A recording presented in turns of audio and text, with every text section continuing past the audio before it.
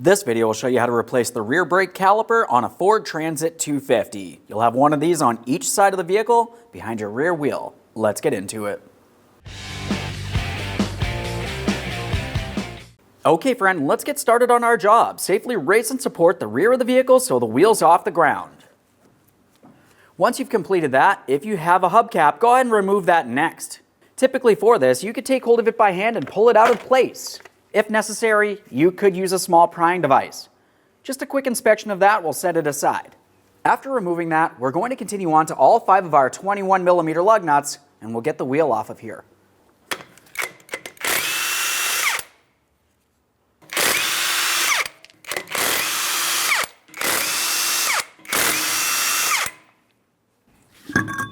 Now that we have the wheel off, we have a clear view of our rear caliper. To remove the rear caliper, I typically like to start with removing my emergency brake cable from it. To remove this cable, you're going to find it to be easiest if you de-adjust the emergency brake cable. So for that, you're going to want to follow the emergency brake cable forward to its adjustment point. We're following the cable all the way up to its mounting point here. Now this is where we can see our adjustment right next to our brake lines and our heat shield for the muffler. We're going to be using a 13mm to start loosening this mounting nut. This will bring this bracket this direction, which will relieve tension from each one of our 2 emergency brake cables. To help prevent this from spinning as I continue on with the mounting nut, I like to use some locking pliers down along the shafted area. We'll try to be aware of the threaded portion of this. I never like to clamp on the threaded area. So we're using a 13mm for our mounting nut here. Typically, once I get this broken free, I can switch to a ratcheting wrench. But generally I start with a long ratchet.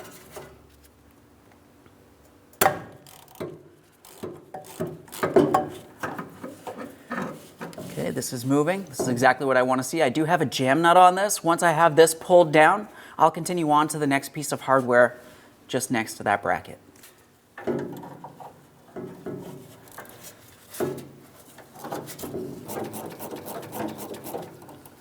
Now I have that one all the way down towards the end there. We can make any other adjustments as necessary to that, but let's continue on to the next piece here. Closest to the bracket, 13mm, just as before. Now as you can see, I have plenty of slack from each one of my 2 cables. This is exactly what I want to see. At this point, we'll pause at this adjustment point and make our way back to the caliper. So as we follow the cable back to the caliper, you should find that you have plenty of slack in this area now. You may even find that you could pull down on the cable, we'll pivot it, and slide it off of this lever. That's what we need to do here. You can use pliers if necessary. Just be careful not to cause any damage.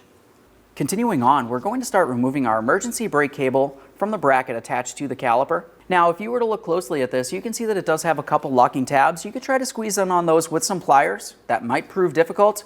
If you happen to have a specialty tool, you can use that as well. Essentially, we just want to make our way all the way around this, pressing in on our 2 locking tabs. We'll press this all the way towards the bracket. As those tabs get pressed in, it should want to dislodge. Now I can start removing my tool here, and we'll fully slide this out of place. A thorough inspection of the cable, confirming it's not damaged in a way that it's not reusable. This looks good, so I'm setting it aside. Now that we've completed that, we're going to have to dislodge our hydraulic brake line as well. Now for this, the first thing I like to do is make my way all the way up to the bleeder screw. If you happen to have a rubber protective cover, you're going to want to remove that. Just give it a quick inspection and we'll set it aside. We'll just use a little penetrant up in this area. For my bleeder screw, I'm going to be using a 10mm.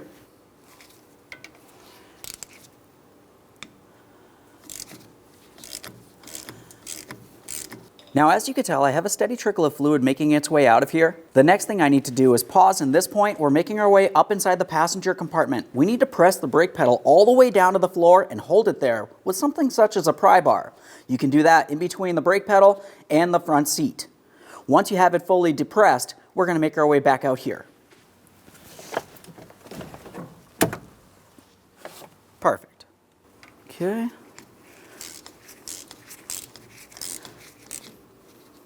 Lightly close that. Now I typically just like to wipe this down so I don't get any brake fluid on my hands as I continue on here. After completing that, we're up at the banjo bolt. Now this banjo bolt is what holds our rear brake flex hose to the caliper. We're using an 11mm to carefully remove the banjo bolt and bolt of our pre-existing gaskets. After we have it out of place, we're going to make sure we inspect our brake flex hose. 11 millimeter for this. Keep in mind there could still be fluid in this area. We have our collection receptacle under here.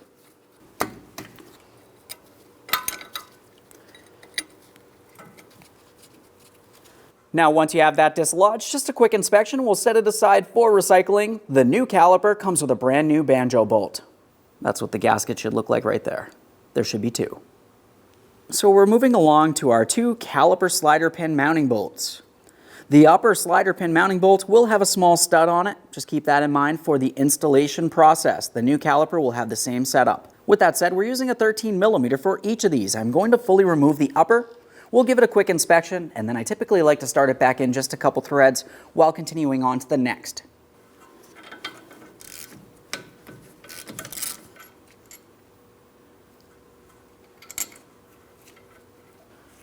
Work our way down here.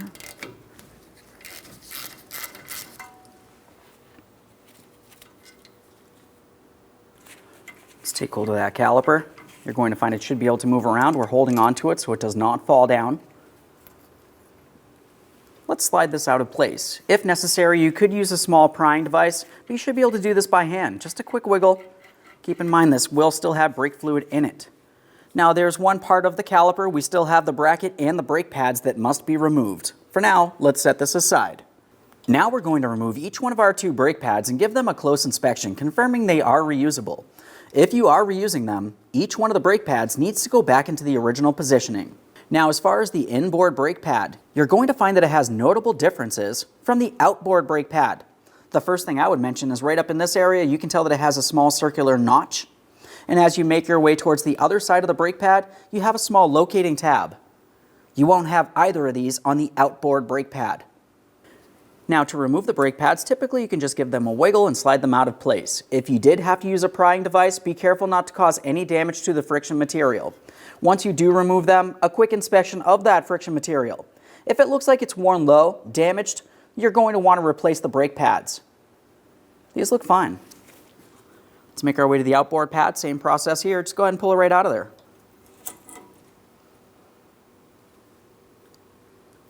Now we'll start removing the caliper bracket. As we look along the inboard side here, we can see where there's two 15 millimeter mounting bolts holding the bracket to the differential tube.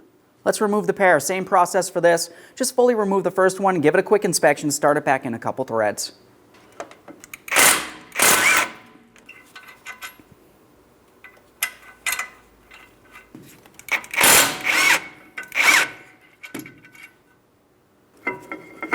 We're holding onto our caliper bracket so it does not fall. Go ahead and remove that mounting bolt.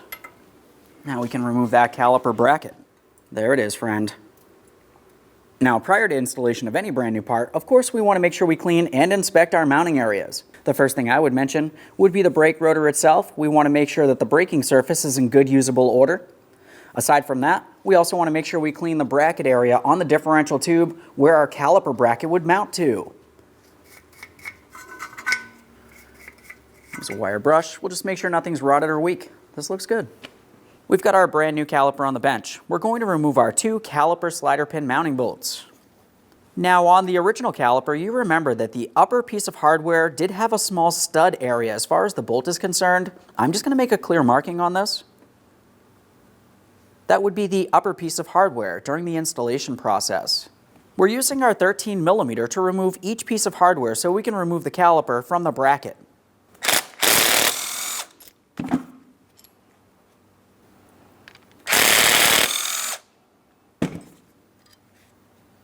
We'll set this aside temporarily. We'll focus on the bracket first. As far as the caliper bracket, I always like to remove each one of my two slider pins one at a time. I'm going to clean off any of the assembly lubricant and then re-lubricate it with high temperature caliper lubricant.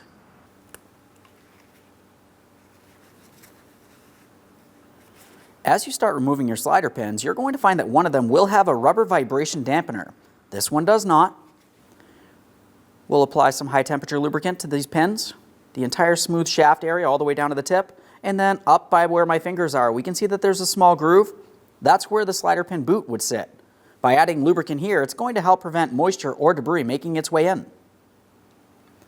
Slide this all the way in. Press out any air from around the boot. And then just go ahead and give it a quick spin here. We want to work in that lubricant. Same process for the other slider pin.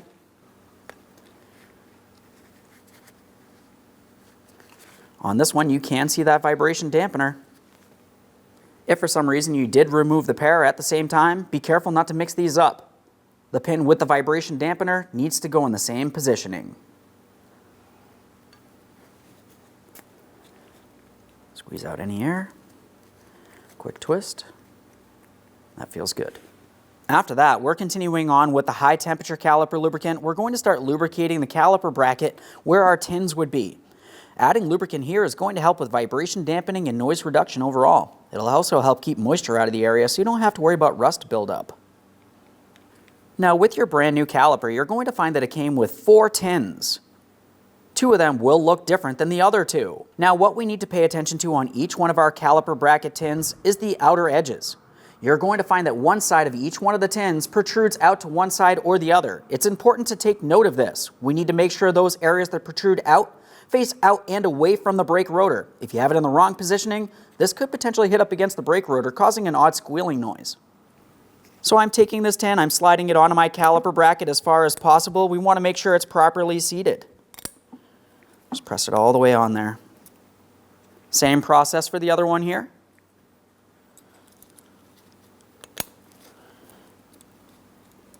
After confirming both of these are properly seated, go ahead and do the same exact thing on the opposite side of the caliper bracket.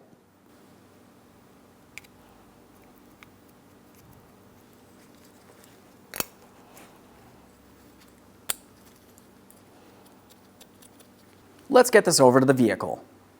We'll get that caliper bracket in place, sliding it over our brake rotor. We're going to align it with its mounting points on the differential tube. Start in each of your 2 caliper bracket bolts, bottom them out. The torque for those will be 85 foot-pounds.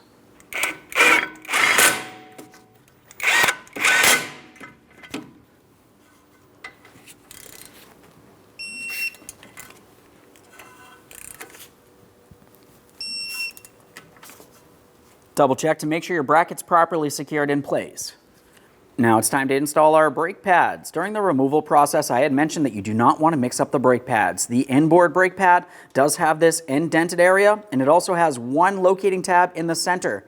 It's important to make sure that we have this in the proper positioning.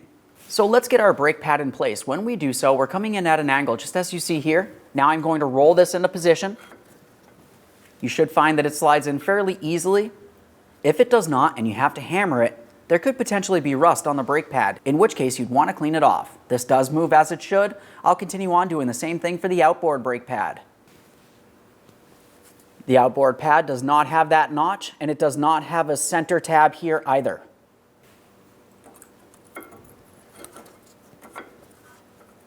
Both pads move as they should. This is what we want to see. Now let's have a close look at the other portion of our brand new caliper. For the installation of this, I'm using my high temperature lubricant and I'm lubricating along the piston and also along the backside of each of the 2 outboard ears, essentially in the areas that touch up against my brake pads. This will help with vibration dampening and noise reduction. Now as we bring our caliper in place, we're going to try to align the points for our slider pin bolts. To install the slider pin bolts, I'm starting up along the top. We'll start it in, make our way down to the bottom, start that in as well. Once they're both started in, snug them up and then torque them to 23 foot-pounds. That's my upper hardware, has the small stud. Okay, there's that one.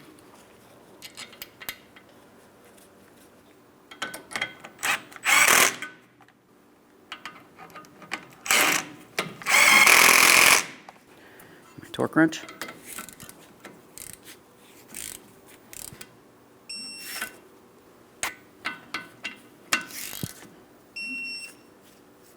Let's move along to our emergency brake cable. The cable itself is going to go through this bracket.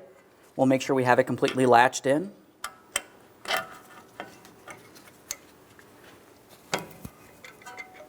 Pressing it in, I'm giving a wiggle. I want to make sure both of my locking tabs are showing in the proper placement here. This does not pull out of place. So now we'll deal with the rest of the cable that has to make its way around this portion of the bracket lever here. This is for the emergency brake actuation. Typically, you could pull on the cable. We'll pivot it as necessary. If you can't do it by hand, that's okay. You can also use pliers. Let's just be careful not to cause any damage.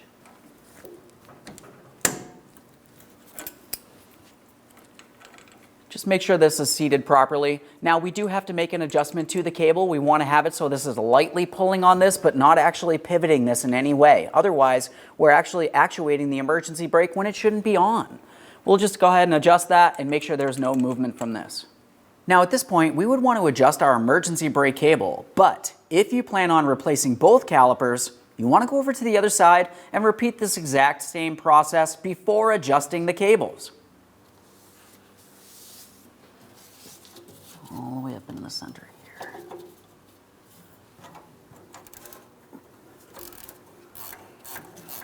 For good measure, I'm just going to use some anti-seize on my threads, just in case we have to make adjustments in the future.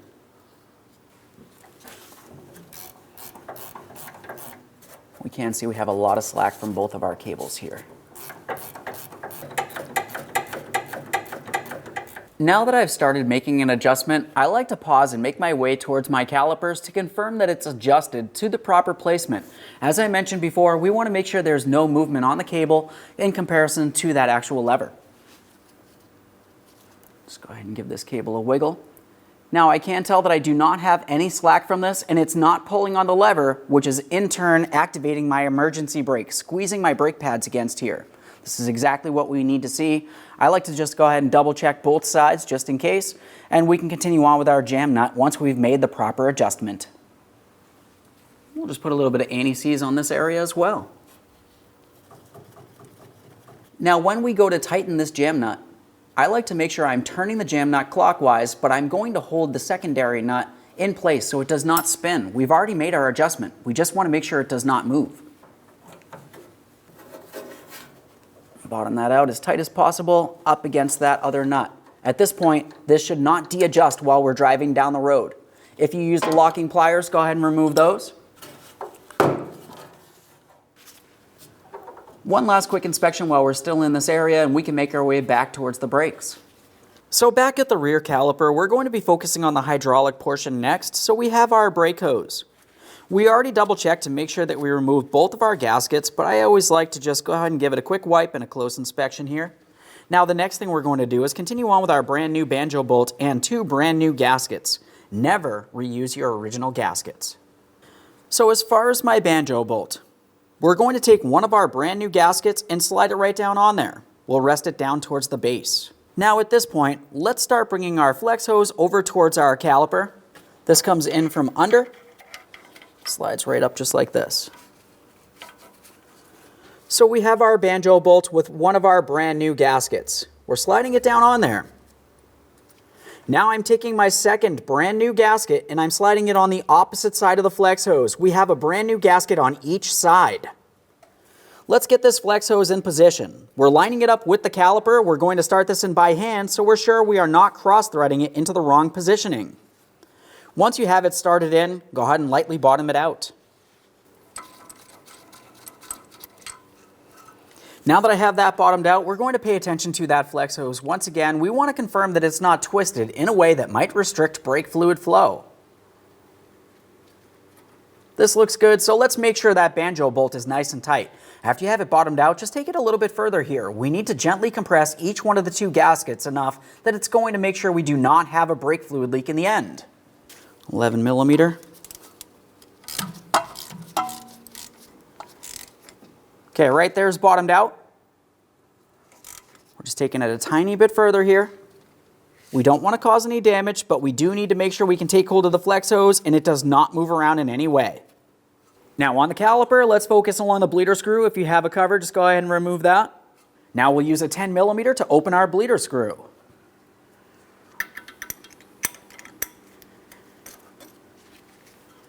At this point, let's make our way up inside the passenger compartment. We're going to remove the pedal depressor and we'll make our way back out here. We want to see a steady trickle of fluid making its way out. So as you can tell, we have a steady trickle of fluid making its way out. At this point, I'm going to close the bleeder screw.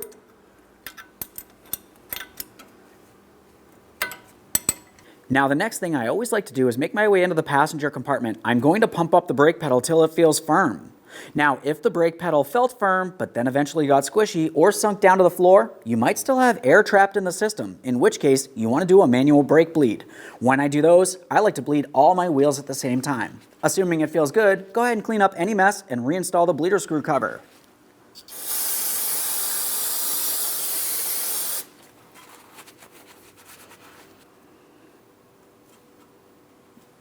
Now, one last quick inspection in this area and we can reinstall our wheel. Once you have your wheel in place, continue on to all 5 of your 21mm lug nuts. We're going to bottom them out in a crisscross manner.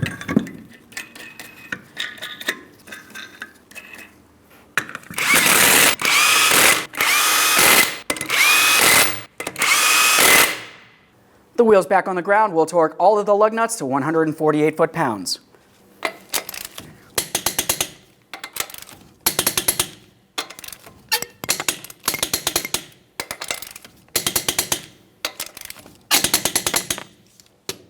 Torqued. If you have a hubcap, install that now. Now, when we go to install the hubcap, there's one area that we want to pay attention to. You're going to find you have a valve stem. Now, if you were to look at your hubcap, you're going to find that it has a small area that the valve stem will have to line up with. So we're going to align this in the proper placement and we'll tap it into place.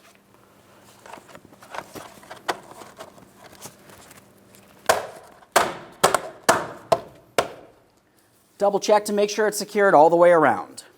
Now, as far as this is concerned, we're going to make sure that we remove the cap. We'll just give this a quick inspection, make sure the seal is in good usable order.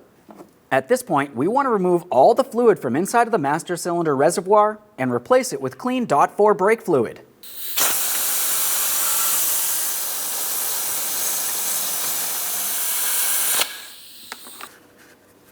Now, as we attempt to fill this, looking along the side of the master cylinder reservoir, we can see that there's a minimum spot here. And then as we make our way up towards the fill neck of this, you can see the maximum line. Let's fill this up to the maximum line so we can start our bleeding process. Now we have our .4 brake fluid.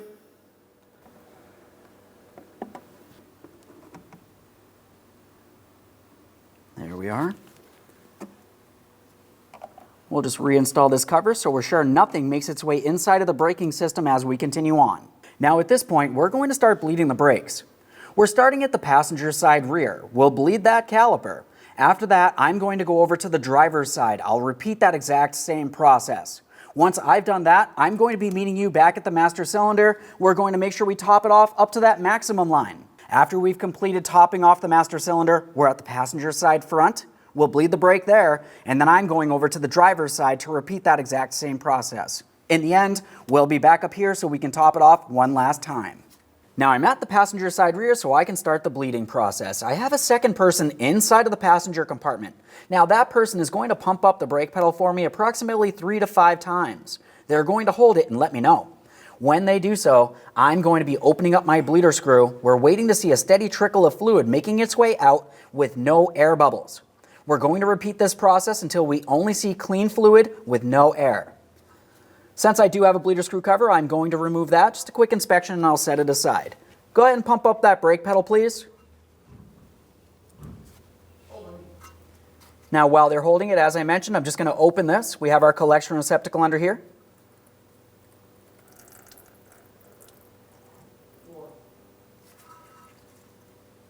Go ahead and pump, please.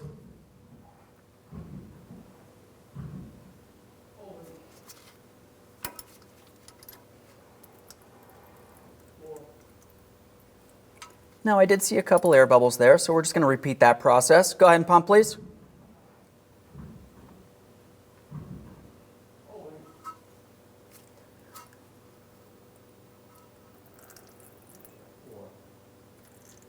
That one looked good. Let's do it one more time here to confirm. Go ahead and pump.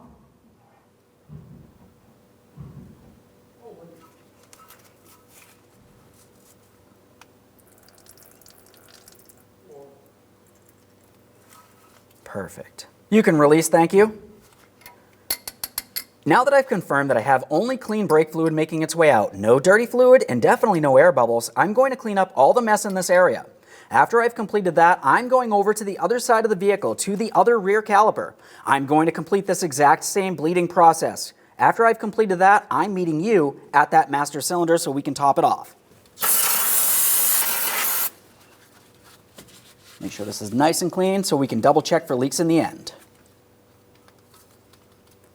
Now back at our master cylinder, we're going to make sure that we top this off up to that maximum line we had discussed.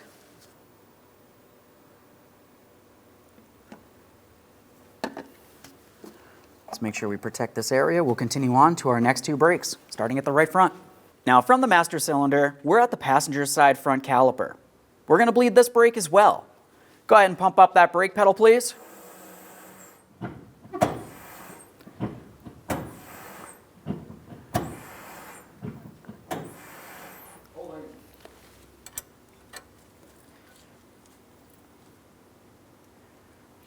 Go ahead and pump.